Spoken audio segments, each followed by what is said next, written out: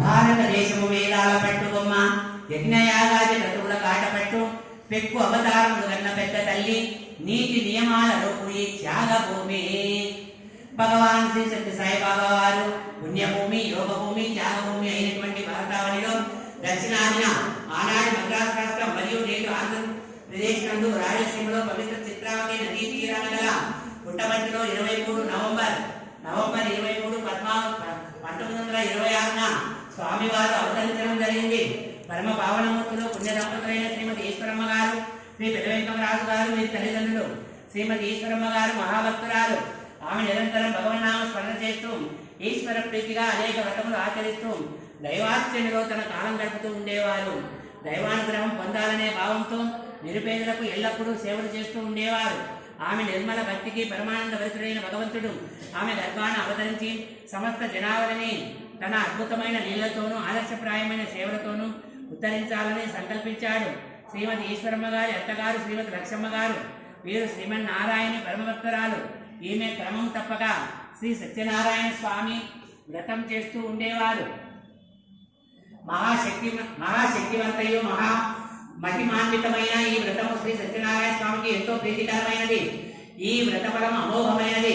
శ్రీమతి లక్ష్మమ్మ గారు ఎంతో శ్రద్ధాభక్తులతో ఆచరించిన ఈ వ్రత ప్రభావం వల్ల భగవంతుడు స్వయంగా తానే పవిత్రమైన రత్నాకర వంశం శిరోమక్తంగా అవతరించాలని సంకల్పించుకున్నాడు.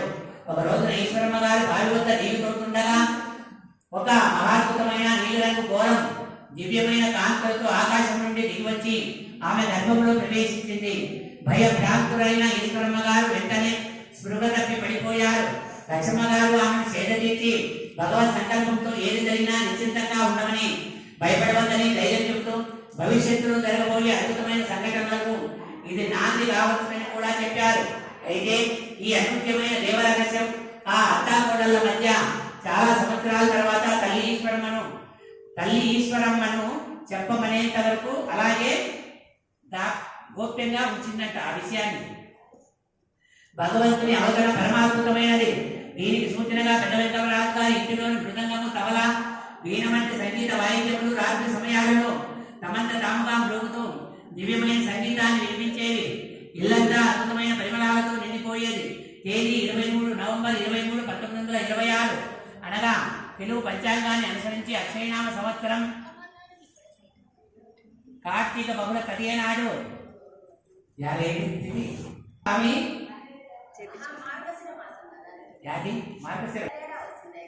లక్ష్మమ్మ గారు శ్రీ సత్యనారాయణ స్వామి వ్రత ప్రసాదం తెచ్చి కోడలీశ్వరమ్మ గారికి ఇచ్చారు.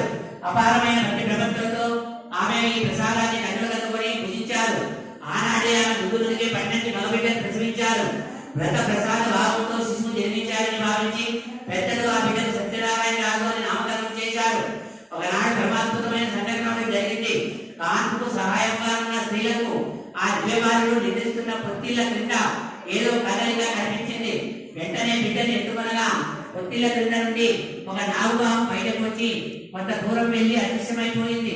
వైకుంఠంలో తన స్వామి కనిపించకపోవడంతో ఆదిశేషుడే ఆ రూపంలో వచ్చాడు కాబోలు. బాల్యం నుండే స్వామివారు మాంసాహారము తీవ్రంగా వ్యతిరేకించారు.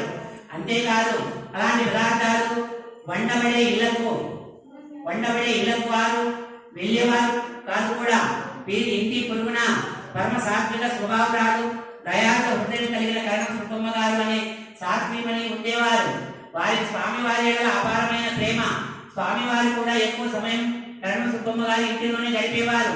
స్వామివారి అవతార చరిత్రలో కరణ సుబ్బమ్మ గారు ద్వాపర యుగం నాటి యశోద వంటిది.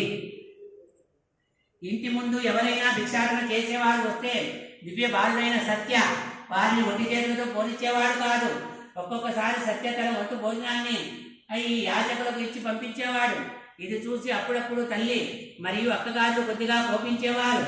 ఆ తరువాత సత్యను భోజనానికి రమ్మని పిలిచినప్పుడు సత్య తన పద్మముల వంటి అరచేతులు చూపి వారిని వాసన చూడమనేవాడు.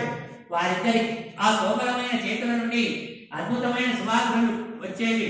వారు ఆశ్చర్యపోయి ఇంతటి పరిమళభరితమైన భోజనం నీకు ఎవరు పెట్టారు అని అడిగితే సత్య తనకు ఒక పెద్ద ఆయన ఈ భోజనం పెట్టారని చెప్పేవాడు. బాల్యంలో సత్య తన స్నేహితులతో ఎంతో ప్రేమగా ఉండేవాడు. మిత్రులందరినీ సంతోషపరుస్తూ ఉండేవాడు.